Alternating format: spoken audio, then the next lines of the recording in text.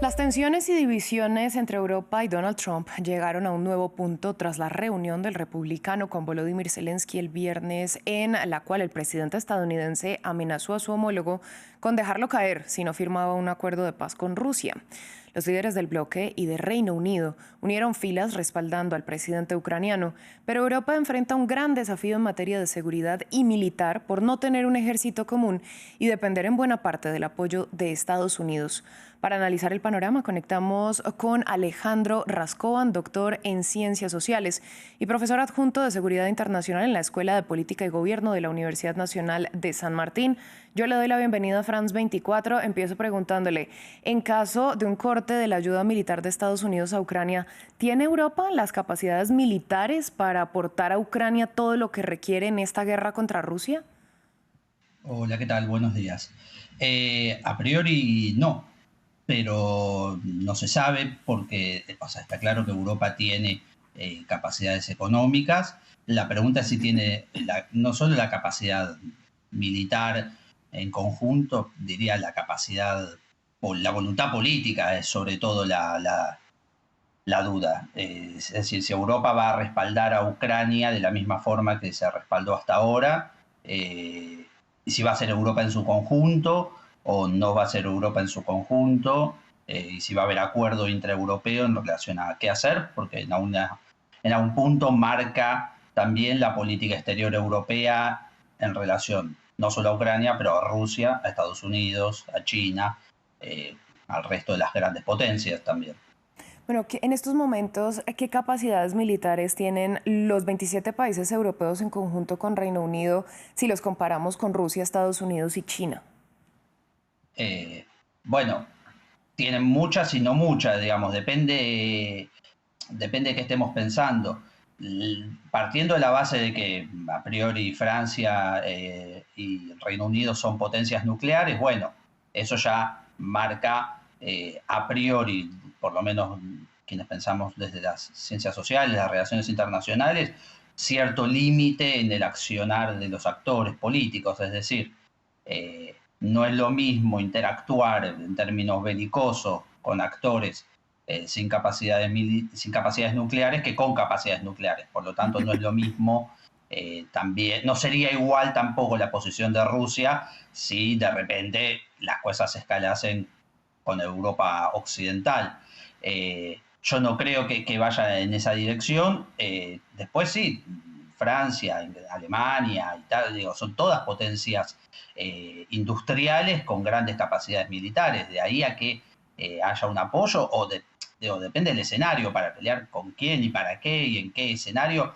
Los tipos de armamentos son diferentes. Me parece igual que sigue siendo un tema netamente político y no un tema de tipo o cantidad de armamento que haya, digamos, en donde esto se vaya a resolver.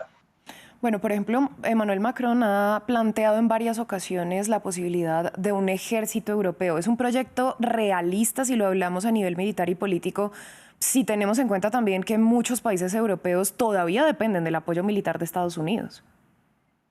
Eh, a ver, puede ser realista, de nuevo, si consiguen los fondos y la voluntad política. Hasta ahora la Unión Europea se mostró bastante resiliente. Sin embargo, si lo planteamos únicamente en términos de Unión Europea, eso deja fuera a Inglaterra. Entonces, quizás no sea únicamente en términos Unión Europea y en todo caso hay que ver hasta qué punto las amenazas de Trump de dejar de financiar la OTAN se vuelven efectivas también. Bueno, imaginemos en un escenario hipotético que a futuro los 27 países de la Unión Europea se ponen de acuerdo para formar ese ejército europeo, tal vez con la participación de Reino Unido. ¿Qué tendría que hacer el bloque para que esto se concrete? Eh, Supongo que algunos ajustes financieros y económicos, es decir, conseguir los recursos que por cómo así lo planteas, daría la sensación de que serían un reemplazo de la OTAN. Entonces, ¿cómo se reemplaza la OTAN? Pero eso es, de nuevo, en algún punto sería como el Brexit, en términos de la complejidad de lo que involucra la burocracia de eso. Digo, no sé, ¿qué pasaría con las bases norteamericanas de OTAN bueno, en Europa? ¿Se usarían para este nuevo ejército europeo? Digo, hay como muchos pasos que debieran ser resueltos partiendo de la idea de la decisión política, el financiamiento, el objetivo con el cual se haría, porque eso supone también la existencia de una única política exterior europea en estos términos.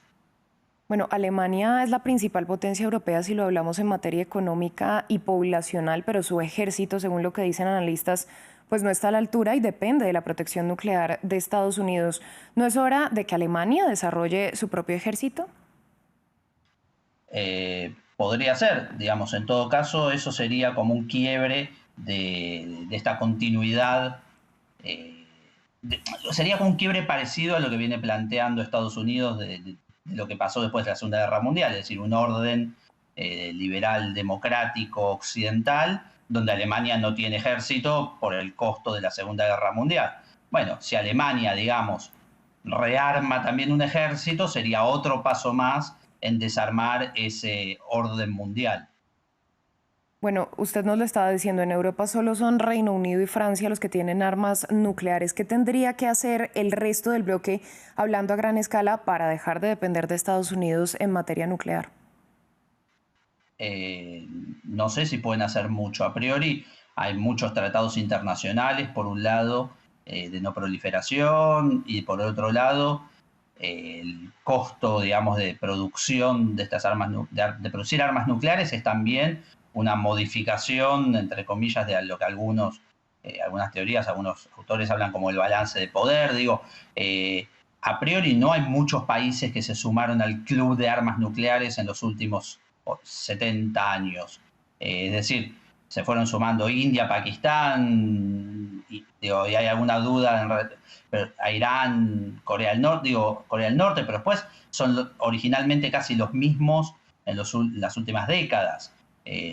Por lo tanto, no veo hoy muy factible, tampoco conozco exactamente cuáles son las capacidades nucleares del resto de los países de Europa en relación a cuán cerca están de construir armamento nuclear. Bueno, si volvemos al tema del presidente Macron, él también ha planteado la posibilidad de enviar soldados a territorio ucraniano, pero en la práctica, ¿cuál es y cuál podría ser ese papel de Francia de cara a Ucrania? A ver, hoy por hoy mi sensación es que el principal papel que le sigue aportando Europa es un apoyo, además de monetario, obviamente muy grande, simbólico, de mostrar que Ucrania pertenece a esa Europa occidental, con los valores occidentales, democrática, capitalista moderna, etcétera, de la cual Rusia no forma parte.